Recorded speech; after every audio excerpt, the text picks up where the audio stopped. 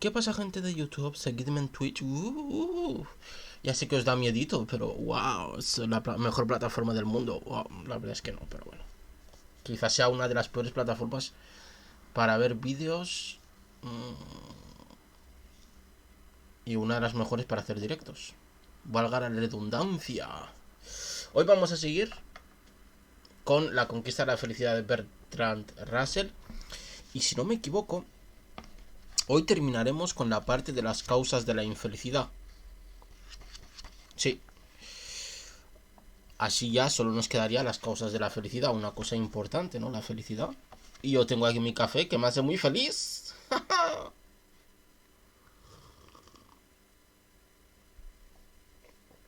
Joder, qué amargo está, ¿eh? Ya sabéis, el café siempre es solo y sin azúcar, ni aditivos, ni mierdas raras, ¿no? Hay que ser machos, por alguna razón. Vale, pues vamos a empezar. Tengo aquí para apuntar cositas y vamos a ver qué nos cuenta este señor. Vamos con el capítulo 9 de la primera parte. Miedo a la opinión pública. Muy pocas personas pueden ser felices sin que su modo de vida y su concepto del mundo sean aprobados, en términos generales por las personas con las que mantienen relaciones sociales y muy especialmente por las personas con que viven. Una peculiaridad de las comunidades modernas es que están divididas en sectores que difieren mucho en cuestiones de moral y creencias. Esta situación comenzó con la Reforma, o tal vez con el Renacimiento, y se ha ido acentuando desde entonces. Había protestantes y católicos que no solo tenían diferencias en asuntos de teología, sino en muchas cuestiones prácticas. Había aristócratas que se permitían hacer ciertas cosas que no eran toleradas entre la burguesía. Después hubo latitudinarios y librepensadores que no aceptaban la imposición de un culto religioso. En nuestros tiempos, y a todo lo ancho del continente europeo existe una profunda división entre socialistas y no socialistas que no solo afecta a la política sino a casi todos los aspectos de la vida. En los países de habla inglesa las divisiones son muy numerosas. En algunos sectores se admira el arte y en otros se lo considera diabólico, sobre todo si es moderno. En ciertos sectores la devoción al imperio es la virtud suprema, en otros se considera un vicio y en otros una estupidez. Para las personas convencionales, el adulterio es uno de los peores delitos, pero para grandes sectores de la población lo considera excusable y hasta positivamente encomiable. El divorcio está absolutamente prohibido para los católicos, pero casi todos los no católicos lo consideran un alivio necesario del matrimonio. Vemos aquí que esto de la fractura social, la división, la polarización no es nada nuevo, ¿vale? Siempre ha existido y siempre existirá. Debido a todas estas diferencias de criterio, una persona con ciertos gustos y convicciones puede verse rechazada como un paria cuando vive en un ambiente, aunque en otro ambiente sería aceptada como un ser humano perfectamente normal. Así se origina una gran cantidad de infelicidad, sobre todo en los jóvenes. Un chico o una chica capta de algún modo las ideas que están en el aire, pero se encuentra con que esas ideas son anatema en el ambiente particular en que vive. Es fácil que a los jóvenes les parezca que el único entorno con el que están familiarizados es representativo del mundo entero. Les cuesta creer que en otro lugar o en otro ambiente las opiniones que ellos no se atreven a expresar por miedo a que se les considere totalmente perversos serían aceptadas como cosa normal de la época. Y de este modo, por ignorancia del mundo, se sufre mucha desgracia innecesaria, a veces solo en la juventud, pero muchas veces durante toda la vida. Este aislamiento no solo es una fuente de dolor, sino que además provoca un enorme gasto de energía en la innecesaria tarea de mantener la independencia mental frente a un entorno hostil y en el 99% de los casos ocasiona cierto reparo a seguir las ideas hasta sus conclusiones lógicas. Las hermanas Bronte nunca conocieron a nadie que congeniara con ellas hasta después de publicar sus libros. Esto no afectó a Emily, que tenía un temperamento heroico y grandilocuente, pero sí que afectó a Charlotte, que, a pesar de su talento, siempre mantuvo una actitud muy similar a la de una institutriz. También Blake, como Emily Bronte, vivió en un aislamiento mental extremo, pero al igual que ella poseía la grandeza suficiente para superar sus malos efectos, ya que jamás dudó de que él tenía razón y sus críticos se equivocaban. Su actitud hacia la opinión pública está expresada en estos versos. El único hombre que he conocido que no me hacía casi vomitar ha sido Fuseli. Era mitad turco y mitad judío. Así que, queridos amigos cristianos, ¿cómo os va? pero no hay muchas personas cuya vida interior tenga este grado de fuerza. Casi todo el mundo necesita un entorno amistoso para ser feliz. La mayoría, por supuesto, se encuentra a gusto en el ambiente en el que le ha tocado vivir. Han asimilado de jóvenes los prejuicios más en boga y se adaptan instintivamente a las creencias y costumbres que encuentran a su alrededor. Pero para una gran minoría, que incluye a prácticamente todos los que tienen algún mérito intelectual o artístico, esta actitud de aquiescencia es imposible. Una persona nacida, por ejemplo, en una pequeña aldea rural se encontrará desde la infancia rodeada de hostilidad contra todo lo necesario para la excelencia mental. Si quiere leer libros serios, los demás niños se reirán de él y los maestros le dirán que esas obras pueden trastornarle. Si le interesa el arte, sus coetáneos lo considerarán afeminado y sus mayores dirán que es inmoral. Si quiere seguir una profesión, por muy respetable que sea, que no haya sido común en el círculo al que pertenece, se le dice que está siendo presuntuoso y que lo que estuvo bien para su padre también debería estar bien para él. Si muestra alguna tendencia a criticar las creencias religiosas o las opiniones políticas de sus padres, es probable que se meta en graves apuros. Por todas estas razones, la adolescencia es una época de gran infelicidad para casi todos los chicos y chicas con talentos excepcionales. Podría ser para casi todo el mundo, no hace falta tener un talento especial para que la adolescencia sea una puta mierda, la verdad. Es decir, hay tanta presión por todos los lados y tanta incomprensión por parte del adolescente de cómo funciona el mundo que casi todo lo que tienes a tu alrededor es hostil. Porque desconoces su funcionamiento, por lo tanto, tú instintivamente tratas de protegerte, ¿no?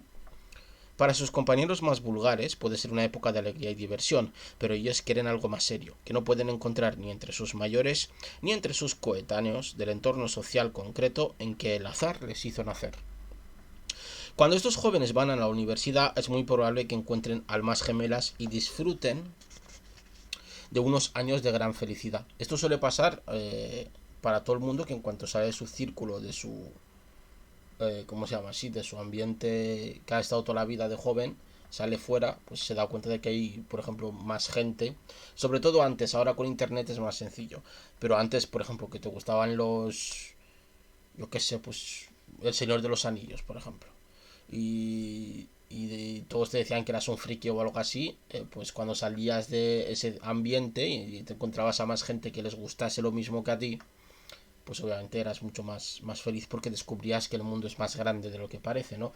Ahora, con la comunicación rápida que tenemos gracias a internet, pues eso se encuentra mucho antes, ¿no? Simplemente metiéndote en foros o en las redes sociales puedes encontrar gente que comparta tus gustos y por lo tanto, pues no sentirte tan solo o sola. Si tienen suerte, al salir de la universidad pueden encontrar algún tipo de trabajo que les siga ofreciendo la oportunidad de elegir compañeros con gustos similares. Un hombre inteligente que viva en una ciudad tan grande como Londres o Nueva York casi siempre puede encontrar un entorno con el que congeniar, en el que no sea necesario reprimirse ni portarse con hipocresía. Pero si su trabajo le obliga a vivir en una población pequeña y sobre todo, si necesita conservar el respeto de la gente corriente, como ocurre por ejemplo con los médicos y abogados, puede verse obligado durante casi toda su vida a ocultar sus verdaderos gustos y convicciones a la mayoría de las personas con que trata a lo largo del día. Esta situación se da mucho en Estados Unidos debido a la gran extensión del país. En los lugares más improbables, al norte, al sur, al este y al oeste, uno encuentra individuos solitarios que saben, gracias a los libros, que existen lugares en los que no estarían solos, pero que no tienen ninguna oportunidad de vivir en dichos lugares y solo muy de vez en cuando pueden hablar con alguien que piense como ellos.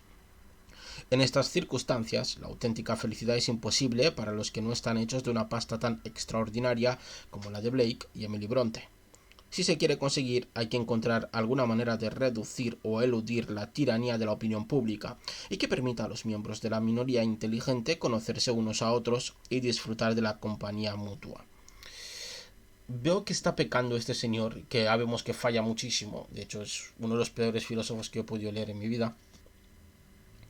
Es un poco elitista, ¿vale? Porque está diciendo, no, solo los inteligentes se sienten frustrados. Ay, madre mía, como te gusta el arte en un pueblo, llorarás, oh no, me están maltratando, oh no. Pues la verdad es que hay muchísima más gente, que por cierto, hay muchísima más gente que es inteligente Y hay muchísima más gente que aparenta ser feliz y no lo es.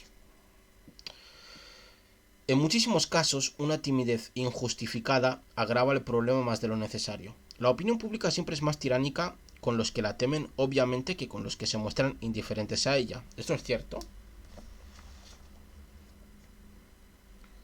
Y se ve muy bien hoy, o se ejemplifica muy bien hoy con las redes sociales.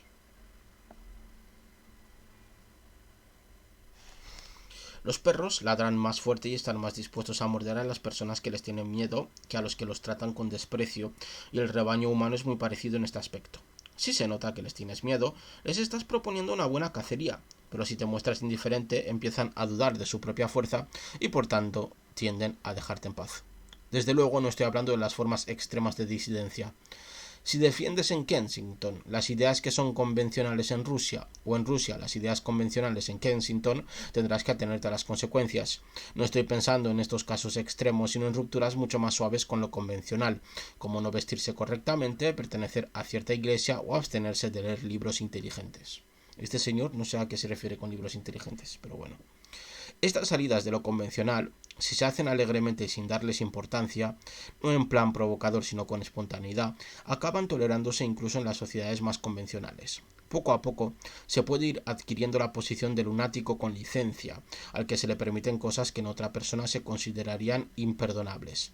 En gran medida es cuestión de simpatía y buen carácter. A las personas convencionales les enfurece lo que se les sale de la norma, principalmente porque consideran estas desviaciones como una crítica contra ellas, pero perdonarán muchas excentricidades a quien se muestre tan jovial y amistoso que deje claro, hasta para los más idiotas, que no tiene intención de criticarlos. Se considera hostil todo aquello que ataca tu modo de vida y tu concepción de la realidad.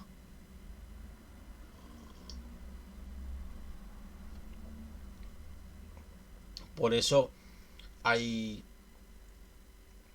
cuestiones que son irreconciliables, porque no se refieren a cosas ni siquiera de valor, sino a marcos morales y a la concepción de diferentes realidades, ¿no? Por lo tanto, hay grupos, hay ideas que no se pueden reconciliar nunca porque las realidades que proponen son antagonistas, son diferentes, por lo tanto, jamás podrán ponerse de acuerdo. Sin embargo, este método de escapar a la censura es imposible para muchos, cuyos gustos u opiniones les granjean la antipatía del rebaño. Su falta de simpatía les hace sentirse a disgusto y adoptar una actitud beligerante, aunque guarden las apariencias o se las arreglen para evitar los temas espinosos. Y así, las personas que no están en armonía con las convenciones de su entorno social tienden a ser irritables y difíciles de contentar y suelen carecer de buen humor expansivo. Estas mismas personas, transportadas a otro entorno donde sus puntos de vista no se considerasen raros, cambiarían por completo de carácter aparente. Dejarían de ser serias, tímidas y reservadas, y se volverían alegres y seguras de sí mismas. Dejarían de ser ásperas y se volverían suaves y de trato agradable. Dejarían de vivir centradas en sí mismas para volverse sociables y extravertidas. Así pues, siempre que sea posible, los jóvenes que no se sienten en armonía con su entorno deberían procurar elegir una profesión que les dé oportunidades de encontrar compañía similar a ellos, aun cuando esto signifique una considerable pérdida de ingresos. Con frecuencia ni siquiera saben que esto es posible, porque su conocimiento del mundo es muy limitado y puede que piensen que los prejuicios habituales en su casa son universales. Esta es una cuestión en la que los mayores podrían ayudar mucho a los jóvenes, ya que para ello es imprescindible tener mucha experiencia de la humanidad. Esto, como os he dicho antes, ocurría antes. Ahora con Internet no suele ocurrir tanto. En esta época del psicoanálisis es habitual suponer que si algún joven no está en armonía con su entorno, tiene que deberse a algún trastorno psicológico. En mi opinión, esto es un completo error. Supongamos, por ejemplo, que los padres de un joven creen que la teoría de la evolución es abominable. En un caso así, solo se necesita inteligencia para discrepar de ellos. No estar en armonía con el propio entorno es una desgracia, de acuerdo, pero no siempre es una desgracia que haya que evitar a toda costa. Cuando el entorno es estúpido, lleno de prejuicios o cruel, no estar en armonía con él es un mérito. Esto es true, son facts.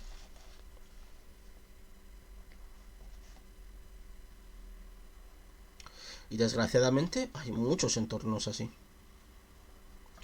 Y estas características se dan en cierta medida en casi todos los entornos. Galileo y Kepler tenían ideas peligrosas, como se dice en Japón, y lo mismo les ocurre a los hombres más inteligentes de nuestros tiempos. No conviene que el sentido social esté tan desarrollado que haga que hombres así teman la hostilidad social que podrían provocar sus opiniones. Lo deseable es encontrar maneras de conseguir que esa hostilidad sea lo más ligera e ineficaz posible. En el mundo moderno, la parte más importante de este problema surge en la juventud. Si un hombre ya está ejerciendo la profesión adecuada en el entorno adecuado, en la mayoría de los casos logrará escapar de la persecución social, pero mientras sea joven y sus méritos no estén demostrados, se expone a estar a merced de ignorantes que se consideran capaces de juzgar en asuntos de los que no saben nada, y que se escandalizan si se les insinúa que una persona tan joven puede saber más que ellos, con toda su experiencia del mundo. Muchas personas que han logrado al fin escapar de la tiranía de la ignorancia han tenido que luchar tanto y durante tanto tiempo contra la represión que al final acaban amargados y con la energía debilitada. Existe la cómoda idea de que el genio siempre logra abrirse camino, y apoyándose en esta doctrina, mucha gente considera que la persecución del talento juvenil no puede hacer mucho daño. Pero no existe alguna... Voy a subrayar esto. De que no hay que ayudar a la juventud, de que simplemente es pasajero, cosa que no es cierta. Pero no existe base alguna para aceptar esa idea. Es como la teoría de que siempre se acaba descubriendo al asesino. Evidentemente, todos los asesinos que conocemos han sido descubiertos, pero ¿quién sabe cuántos más puede haber de los que no sabemos nada? Igual estamos rodeados de asesinos. Y los descubiertos solo son el 1%. ¿Qué os parece la idea? Igual sois asesinos. Igual soy un asesino, un psicópata en potencia, un sociópata. Igual mato a gente cada día. Igual es mi trabajo. ¿Quién sabe? De la misma manera, todos los hombres de genio de los que hemos oído hablar han triunfado sobre circunstancias adversas, pero no hay razones para suponer que no ha habido innumerables genios más, malogrados en la juventud. Además, no solo es cuestión de genio, sino también de talento, que es igual de necesario para la comunidad. Y no solo es cuestión de salir a flote del modo que sea, sino de salir a flote sin quedar amargado y falto de energías. Por todas estas razones, no conviene ponerles muy duro el camino a los jóvenes. Si bien es deseable que los mayores muestren respeto a los deseos de los jóvenes, no es deseable que los jóvenes muestren respeto a los deseos de los viejos. Por una razón muy simple, porque se trata de la vida de los jóvenes, no de la vida de los viejos. Cuando los jóvenes intentan regular la vida de los mayores, como por ejemplo cuando se oponen a que un padre viudo se vuelva a casar, incurren en el mismo error que los viejos que intentan regular la vida de los jóvenes. Viejos y jóvenes, en cuanto alcanzan la edad de la discreción, tienen igual derecho a decidir por sí mismos y, si se da el caso, a equivocarse por sí mismos. No se debe aconsejar a los jóvenes que cedan a las presiones de los viejos en asuntos vitales. Supongamos, por ejemplo, que es usted un joven que desea dedicarse al teatro y que sus padres se oponen, bien porque opinen que el teatro es inmoral, bien porque les parezca socialmente inferior. Pueden aplicar todo tipo de presiones. Pueden amenazarle con echarle de casa si desobedece sus órdenes. Pueden decirle que es seguro que se arrepentirá al cabo de unos años. Pueden citar toda una sarta de terroríficos casos de jóvenes que fueron tan insensatos como para hacer lo que usted pretende y acabaron de mala manera. Y por supuesto, puede que tengan razón al pensar que el teatro no es la profesión adecuada para usted. Es posible que no tenga usted talento para actuar o que tenga mala voz. Pero si este es el caso, usted lo descubrirá enseguida, porque la propia gente de teatro se lo hará ver, y aún le quedará tiempo de sobra para adoptar una profesión diferente. Los argumentos de los padres no deben ser razón suficiente para renunciar al intento. Por eso no debemos ser obcecados, debemos tener nuestro ego para adentro subido, pero para afuera bajado. Es decir, debemos aceptar las críticas y reflexionar sobre ellas, porque igual nos hacen cambiar de camino y no pasa nada, ¿vale? Tenemos también que perderle el miedo al fracaso o a la equivocación. Y no pensar que cuando nos hemos equivocado, todo ese camino que hemos hecho hasta la equivocación, hasta el error, es un camino perdido. Si a pesar de todo lo que digan usted lleva a cabo sus intenciones, ellos no tardarán en ceder, mucho antes de lo que usted y ellos mismos suponen. Eso sí, Si la opinión de los profesionales es desfavorable, la cosa es muy distinta, porque los principiantes siempre deben respetar la opinión de los profesionales. Yo creo que en general, dejando aparte la opinión de los expertos, se hace demasiado caso a las opiniones de otros, tanto en cuestiones importantes como en asuntos pequeños. Eso es para ponerlo en un tuit, ¿eh? Ay, qué bueno es esto. Esto es true, ¿eh? La gente ha pasado de vulcanóloga, no, de epidemióloga a vulcanóloga y ahora sabe de guerra. Se conoce la historia de Ucrania de pe a pa. Como regla básica, uno debe respetar la opinión pública lo justo para no morirse de hambre y no ir a la cárcel. Pero todo lo que pase de ese punto es someterse voluntariamente a una tiranía innecesaria, y lo más probable es que interfiera con la felicidad de miles de maneras. Tomemos como ejemplo la cuestión de los gastos. Muchísima gente gasta dinero en cosas que no satisfacen sus gustos naturales, simplemente porque creen que el respeto de sus vecinos depende de que posean un buen coche o de que puedan invitar a buenas cenas. En realidad, un hombre que pueda claramente comprarse un coche, pero prefiera gastarse el dinero en viajar o en una buena biblioteca, acabará siendo mucho más respetado que si se hubiera comportado exactamente como todos los demás. No tiene sentido burlarse deliberadamente de la opinión pública. Eso es seguir bajo su dominio, aunque de un modo retorcido. Pero ser auténticamente indiferente a ella es una fuerza y una fuente de felicidad. Y una sociedad compuesta por hombres y mujeres que no se sometan demasiado a los convencionalismos es mucho más interesante que una sociedad en la que todos se comportan igual. Cuando el carácter de cada persona se desarrolla individualmente, se conservan las diferencias entre tipos y vale la pena conocer gente nueva porque no son meras copias de las personas que ya conocemos. Esta ha sido una de las ventajas de la aristocracia, ya que a los que eran nobles por nacimiento se les permitía una conducta errática. En el mundo moderno estamos perdiendo esta fuente de libertad social y por tanto se ha hecho necesario pensar más en los peligros de la uniformidad. No quiero decir que haya que ser intencionadamente excéntrico, porque eso es tan poco interesante como ser convencional. Lo único que digo es que uno debe ser natural y seguir sus inclinaciones espontáneas, siempre que no sean claramente antisociales. Vamos, aquí es lo de sé tú mismo, ¿no? Lo que pasa es que aquí pone un límite al ser tú mismo, que es ser antisocial, no molestar a los demás mientras intenta ser lo más natural posible. Y a veces es cierto, hay personas que son ellas mismas que se creen que así demuestran su libertad o su naturalidad, pero realmente lo que hacen es ser antisociales y por lo tanto molestar a los demás y darse un tiro en el pie, como quien diría. En el mundo moderno, debido a la rapidez de la locomoción, la gente depende menos que antes de sus vecinos más próximos. Los que tienen automóvil pueden considerar vecino a cualquier persona que viva a menos de 30 kilómetros. Tienen, por tanto, muchas más posibilidades de elegir compañía que las que se tenían en otros tiempos. En cualquier zona populosa hay que tener muy mala suerte para no conocer almas afines en un radio de 30 kilómetros. La idea de que hay que conocer a los vecinos inmediatos se ha extinguido ya en los grandes centros urbanos, pero aún sigue viva en las poblaciones pequeñas y en el campo. Ahora es una tontería porque ya no hay necesidad de depender de los vecinos inmediatos para tener vida social. Cada vez es más posible elegir nuestras compañías en función de la afinidad y no en función de la mera proximidad. La felicidad es más fácil si uno se relaciona con personas de gustos y opiniones similares. Es de esperar que las relaciones sociales se desarrollen cada vez más en esta línea. Y podemos confiar en que de este modo se reduzca poco a poco hasta casi desaparecer la soledad que ahora aflige a tantas personas no convencionales. Indudablemente esto aumentará su felicidad, pero también está claro que reducirá el placer sádico que los convencionales experimentan ahora teniendo a los excéntricos a su merced. Sin embargo, no creo que este sea un placer que deba interesarnos mucho preservar. Mirad cómo se equivoca. Mirad cómo vivimos en sociedades cada vez más infelices. Y esto se debe, y esto ya es una opinión mía, a que el contacto que estamos realizando no es personal, sino es tecnológico, ¿no? Por mucho que yo haga compañía a alguien con los directos, por mucho que estemos en contacto mediante el directo, mediante los vídeos, mediante las redes sociales, esa soledad no desaparece porque ese contacto no es personal, no es real, entre comillas, ¿no? Es virtual y eso tiene sus consecuencias, ¿no?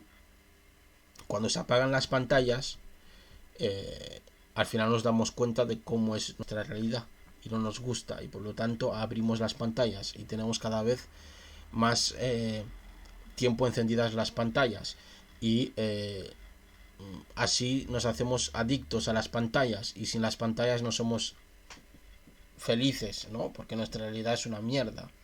Entonces pues nos estamos dando cuenta cada vez más que las conexiones que tenemos entre nosotros pues no son tan reales como debieran ser.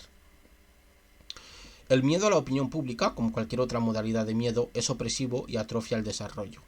Mientras este tipo de miedo siga teniendo fuerza, será difícil lograr nada verdaderamente importante, y será imposible adquirir esa libertad de espíritu en que consiste la verdadera felicidad, porque para ser feliz es imprescindible que nuestro modo de vida se base en nuestros propios impulsos íntimos y no en los gustos y deseos accidentales de los vecinos que nos ha deparado el azar, e incluso de nuestros familiares.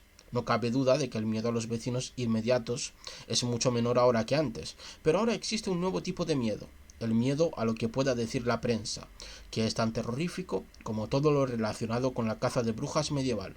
Cuando los periódicos deciden convertir a una persona inofensiva en un chivo expiatorio, los resultados pueden ser terribles.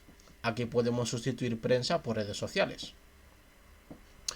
Afortunadamente, la mayor parte de la gente se libra de este destino por tratarse de desconocidos, pero a medida que la publicidad va perfeccionando sus métodos, aumentará el peligro de esta nueva forma de persecución social.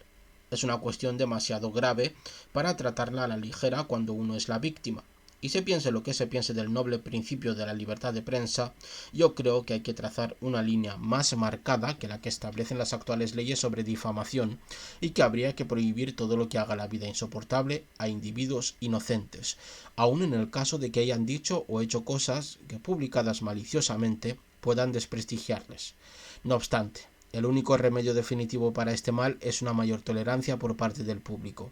El mejor modo de aumentar la tolerancia consiste en multiplicar el número de individuos que gozan de auténtica felicidad y, por tanto, no obtienen su mayor placer infligiendo daño a sus prójimos. Esto es una buena frase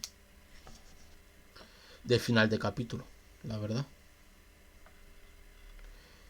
Vivimos en mundos tóxicos porque nuestras vidas son tóxicas, y porque la mayoría de nosotros somos infelices, al menos en alguna parte de nuestra vida o en alguna parte de nuestra realidad. Por lo tanto, pues eso al final se sale afuera, ¿no? Al final pues, se exterioriza de diferentes maneras, y la exteriorización colectiva hace que colectivamente seamos todos una sociedad infeliz. Y aquí termina la primera parte del maravilloso libro de la conquista de la felicidad, y el próximo día empezaremos la segunda parte, que son las causas de la felicidad, con el capítulo 10, que se hace una pregunta: ¿es todavía posible la felicidad? Así que lo veremos en el siguiente directo, y ya me contestaréis a la pregunta en los comentarios de YouTube si creéis que es posible todavía la felicidad. Os agradezco enormemente que hayáis estado conmigo en esta maravillosa lectura, y como siempre os mando millones de besos, abrazos, y espero que seáis lo más felices posibles. Y aquí termina este directo. Chao, chao.